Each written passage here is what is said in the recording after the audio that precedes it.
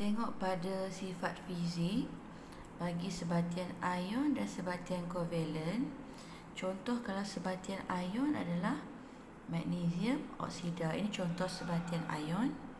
Kalau sebatian kovalen contohnya cik bagi karbon dioksida. Contoh. Okey, dari segi sifat fizik kita tengok dari segi takat lebur dan takat didih. Bagi sebatian ion, takat lebur dan takat didih adalah tinggi. Manakala sebatian kovalen, takat lebur dan takat didih adalah rendah. Dari segi pengaliran arus elektrik untuk sebatian ion dia dapat alihkan arus elektrik dalam keadaan leburan ataupun aqueous. Tapi kalau dalam keadaan pepejal, dia tak boleh alihkan arus elektrik.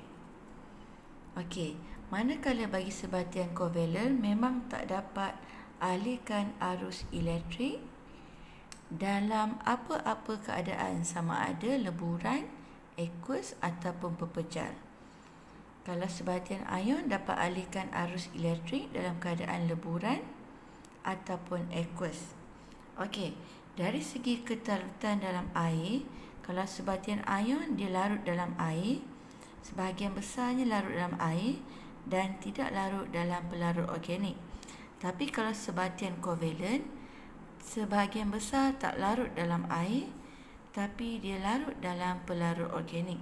Okey, kita tengok reason kenapa sebatian ion, takat lebur dan takat didih adalah tinggi, kerana daya tarikan yang wujud adalah daya tarikan elektrostatik, di mana daya tarikan elektrostatik adalah satu daya tarikan yang kuat.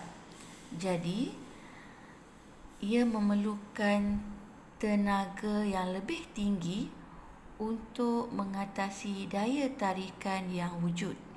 Tapi kalau bagi sebatian kovalen, daya yang wujud adalah daya van der Waals, di mana daya van der Waals adalah satu daya tarikan yang lemah.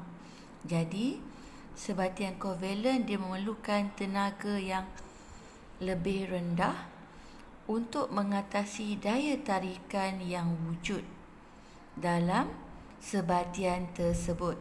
Dari segi pengaliran arus elektrik bagi sebatian ion, ia dapat alihkan arus elektrik jika terdapat ion-ion bebas bergerak. Kalau dalam keadaan leburan ataupun aqueous, ion-ion dapat bebas bergerak, tetapi dalam keadaan pepejal, ia tak dapat bergerak dengan bebas. Jadi sebab itu, kalau untuk sebatian ion, kalau ada ion-ion yang bebas bergerak, dia boleh mengalihkan arus elektrik. Manakala bagi sebatian kovalen, walaupun dalam keadaan cecair, dalam keadaan cecair, molekul-molekul tersebut wujud dalam keadaan neutral, di mana tiada ion-ion yang bebas bergerak.